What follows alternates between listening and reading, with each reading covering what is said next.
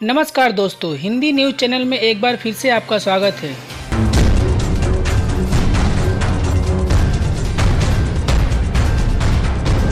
तो दोस्तों, जैसा कि आपको पता है कि पिछले कई दिनों से भारत और चीन के बीच युद्ध जैसे माहौल हैं। दोनों देशों के बीच पिछले कुछ दिनों में कई बार मुठभेड़ भी हो चुकी है। मामला इतना गर्म हो चुका है कि दोनों देशों के बीच एक छोटी सी गलतफहमी भी बड़ा युद्ध का रूप ले सकती है, जो कि दोनों परमाणु संपन्न देशों के लिए विनाश का कारण बन सकता है। तो दोस्तों, इन मामलों के पीछे की पूरी सच्चाई आज आपको बताऊंगा। आखिर क्यों दोनों देशों के बीच युद्ध जैसा माहौल बना। तो दोस्तों, पूरी खबर जानने से पहले अगर आपने हमारे चैनल को सब्सक्राइब नहीं किया तो चैनल को सब्सक्राइब करके घंटी जरूर दबा लें, जिससे आने वाली मेरी नई वीडियो आप सबसे पहले देख पाएं। तो दोस्तों, पहला कारण तो ये है कि कोरोना वायरस के फैलते संक्रमण के बीच अमेरिका और चीन के रिश्ते में जहाँ कड़वाहट आई है, वहीं भारत और चीन के बीच इस दौरान कई विवादित मुद्दे उठे हैं। अप्रैल में भारत ने चीन को उस समय बड़ा झटका दिया जब उसने प्रत्यक्ष विदेशी निवेश FDI के नियम में बदलाव कर दिया।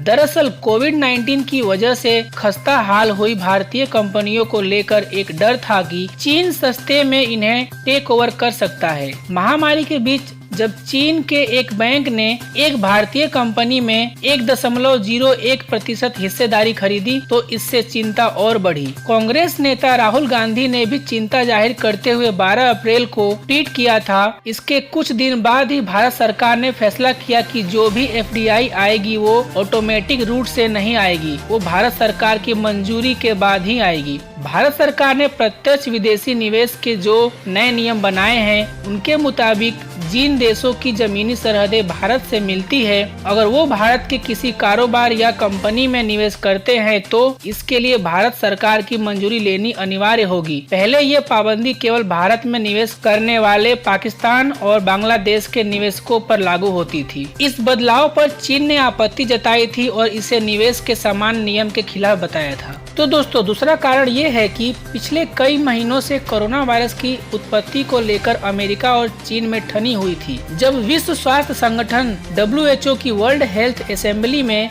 ये मामला उठा तो भारत ने जांच का समर्थन किया। जांच की मांग को लेकर 18 मई को वर्ल्ड हेल्थ असेंबली में एक ड्राफ्ट प्रस्ताव पेश किया गया था, जिसका भारत ने भी समर्थन किया। इस प्रस्ताव में WHO से अपील की गई थी कि वो जूनोटिक कोरोना वायरस के स्रोत की निष्पक्ष जांच करे और पता लगाए कि इंसानों तक ये वायरस कैसे पहुंचा और कहीं इससे कोई छेड़छाड़ तो नहीं की गई। हालांकि इस ड्राफ्ट में किसी देश या जगह का नाम नहीं था, लेकिन विशेषज्ञों का मानना है कि इस जांच का ज्यादातर फोकस चीन पर रहेगा। चीन ने भी जांच कराने पर सहमति दे दी थी और कहा कि कोरोना पर काबू पा लेने के बाद वो किसी भी जांच का समर्थन करता है। तो दोस्तों, तीसरा कारण ये है कि ताइवान के राष्ट्रपति साई इंग वेन ने अपने दूसरे कार्यकाल के लिए जब शपथ ली तो 2 भारतीय सांसदों ने भी इस कार्यक्रम में शिरकत की। बीजेपी सांसद मीनाक्षी लेखी और राहुल कासवान वीडियो कॉल के जरिए शपथ ग्रहण समारोह में शामिल हुए और मोदी सरकार की ओर से ताइवान की राष्ट्रपति को शुभकामनाएं दी।